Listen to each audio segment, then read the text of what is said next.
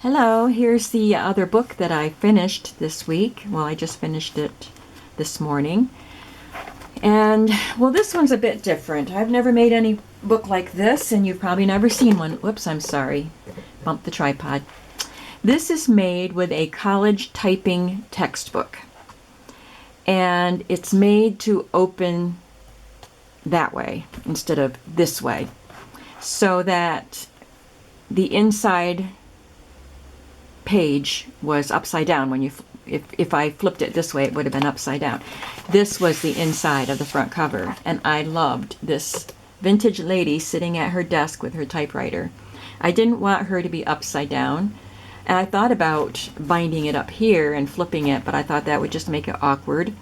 So I flipped her to the front, and so the inside is upside down, but it just adds to the quirkiness, in my opinion. It was too big to actually use a sewn-in binding, so I used my Bind It All. But it is a junk journal, not a smash book. The pages are very junk journal, and it measures 8 by 10, so it's a good size. There's lots of room for journaling. I believe there are 28 pages, so double that for, front and back. Just 28 sheets are in there. So anyway, as I said, this was the inside, and I put Mod Podge on it to seal it. There's Tim Holtz clocks here, and a little scrap with my punch.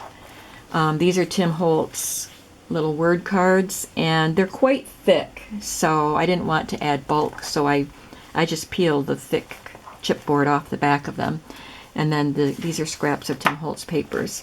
I left the bottom raw. This is where it was hinged together because it was bound at the top, and now it's the bottom. So I left that raw, but I did seal it with Mod Podge.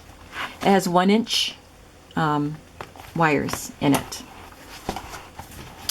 I put on the stamp "This Book Belongs To," and just a few little scraps of the paper. There's a typewriter keyboard on this Tim Holtz paper, which I loved. Now, it took me a while to get going on this because I knew I wanted to use this cover, and I knew I wanted to use the Tim Holtz papers. Mostly it's correspondence, from the correspondence set, and also from, I don't know what set this is. It's an older set.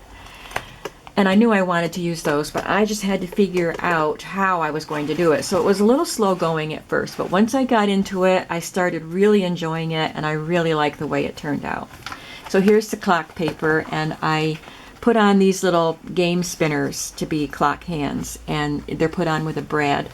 And so I covered on the back the brad with a piece of the Tim Holtz paper with this stitched on. There is a lot of sewing in this book. And I put this on upside down. And I realized it as soon as I finished sewing it. So there's the mistake in this book, an upside down pocket. This is a coffee dyed index card. And I want your opinion on this book that I just videoed. There was a lot of sewing in this too, and I left threads, and I left threads in this one too. Being someone who grew up making clothes, and I made clothes for my kids and for myself, you always trim the threads as close to the piece as you can so you don't have threads hanging. And it was hard for me to start leaving the threads hanging as so many people do. And I would like your opinion on whether you really like it that way or not. I'm learning to like it that way. I think it adds a neat tattered effect. But I'd really like to know your opinion on that. Okay, so this is 1930s office paper. And this mark on it came that way. And I don't know what caused the mark, but it's a real vintage mark. This is from the textbook, the typing textbook. And it's got some vintage ledger paper and a Tim Holtz butterfly. And I used my EK Success punch. Looks like that. I used quite a few vintage ledger papers in this book. And you can also see how I use my homemade fake vintage ephemera in this book. This is one of them. And then these are just scraps of, I think, parchment paper that I decorated and stitched together. I don't know. I don't think they're stitched on. No, I just stitched around the edges and then glued them on. This is part of the Tim Holtz paper with a Tim Holtz lady and a piece of lace applique and blue seam binding, and then these pieces glued on. This is from this set, which was from K & Company, that was part of the accessories with their Smash books. And I've had this for a long time because I love these numbered brads, and I just never use it because I thought I really need a really cool project to use this on. So I just decided I'm going to get them out and start using them. So you'll see some of the brads and some of these little note sheets in this book. Okay, so here's another piece of the vintage ephemera that I make, which isn't really vintage, from a file folder. And I just put it at the top and stitched around it so that it's not stitched on. It's stitched around and then glued on, but it makes a tab at the top. And I did not want to cover this gorgeous Tim Holtz paper, so I put this clear glassine bag on it. And this is a tag made with my picturesque Cricut cartridge. Boy, that was hard to say. So it's got a clock on it. Vintage ledger paper, and there's a little Tim Holtz ephemera paper clipped on, and a vintage library card catalog card, and a vintage playing card.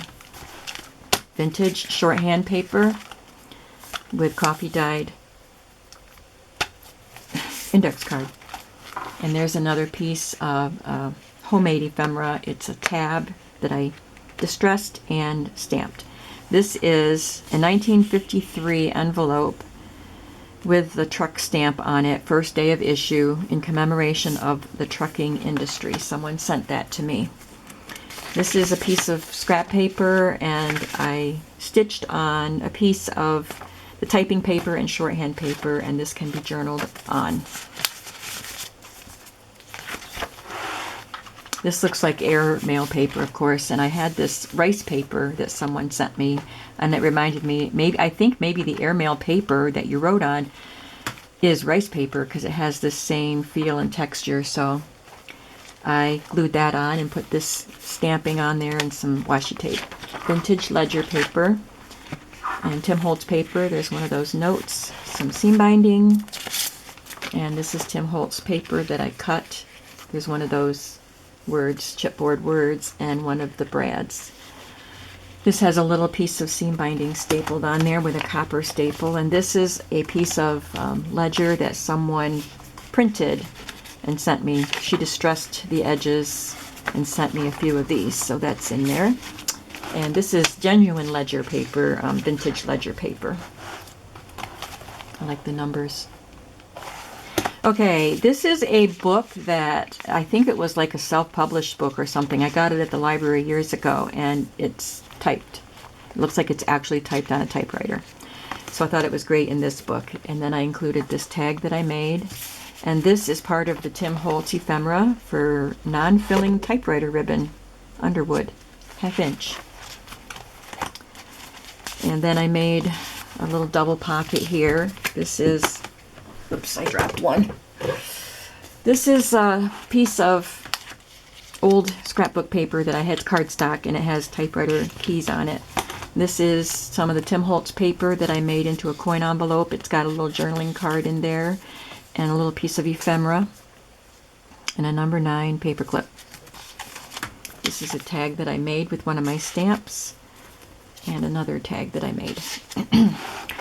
Typing paper with ledger paper and another piece of homemade ephemera. And just a scrap of ledger paper and some Tim Holtz ephemera. Gotta hurry up here. 1930s paper. Another one of the cardstock words, phrases. Today is full of possibilities. And this is coffee dyed paper. I made it to fit on the paper. It doesn't hang off the book so that you can actually write on it.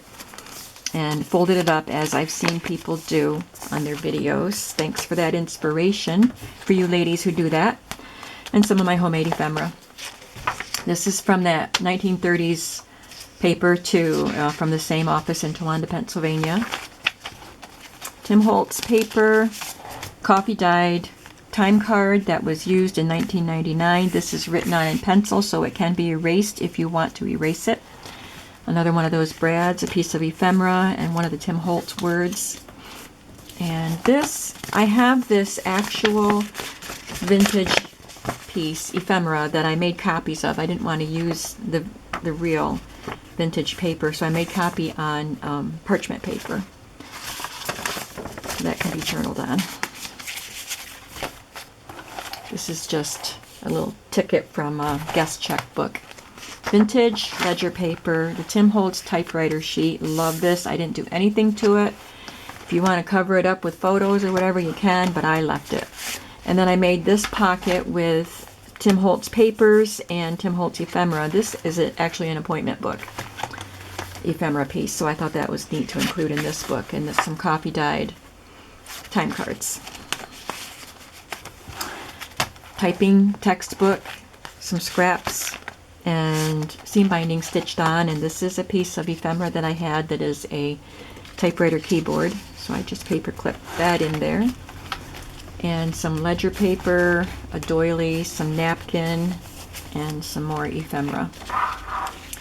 This is some homemade ephemera that I stapled on there, and then I covered the staple on the back by gluing on some more homemade ephemera.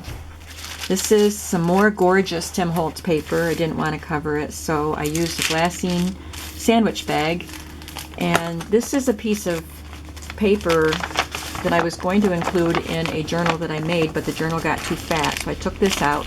It has vintage trim, tissue paper, and this little doily. So that fits in here great, and it makes a lot of journaling room there. And I like this page. I collaged a couple of doilies and this journaling spot and the Tim Holtz ladies. And then down here is a coffee dyed tabbed card with some stitching and a little tag. I just thought that looked like a neat page. And then this one is vintage tabbed card, which is distressed around the edges. A couple of pockets here. This has some shorthand paper wrapped around the edge. More shorthand paper here. It's one of my journaling spots that I make. Vintage ledger paper, Tim Holtz paper. I didn't want to cover that all up, so there's just a little journaling spot here. You can glue pictures there and journal about the pictures if you'd like. I figured the backs of these could be journaled on, so I left them pretty open. Typing paper with a collaged, stitched together pocket with bits and pieces. There's some coffee dyed ledger paper and one of the Tim Holtz pieces I folded together. It's got that typewriter sheet in miniature. I didn't do anything to this. I just wanted to leave one of the typing pages plain so you could see it. Coffee dyed envelope, and inside this is a sheet from this very vintage composition book. I did not distress the edges. It's very brown. The paper is, it's actually got two sheets. The paper is, you know, cheap pulp paper, so it aged very nicely, but it's probably pretty fragile. In fact, it's got a little tear on it here. But it fits perfectly in this envelope. So I folded up a couple of sheets for journaling. And then we have another coffee dyed time card, a doily, and a piece of ephemera from vintage paper that I had copied and then cut out shapes with my Cricut, or my Big Shot. And then the back inside page has summary, typing usage, and all the different symbols and things. It is very interesting. And here's the back. I just decoupaged some Tim Holtz pieces here and a little punch out, a couple of punch outs from shorthand paper and scrapbook paper. So I really like this book. It's got a lot of journaling room because of the size and because of the inserts that I included. I hope you like it as much as I do. I'll be listing it in my Etsy shop along with this one. Hopefully I'll get them listed before this video is uploaded. Have a great day.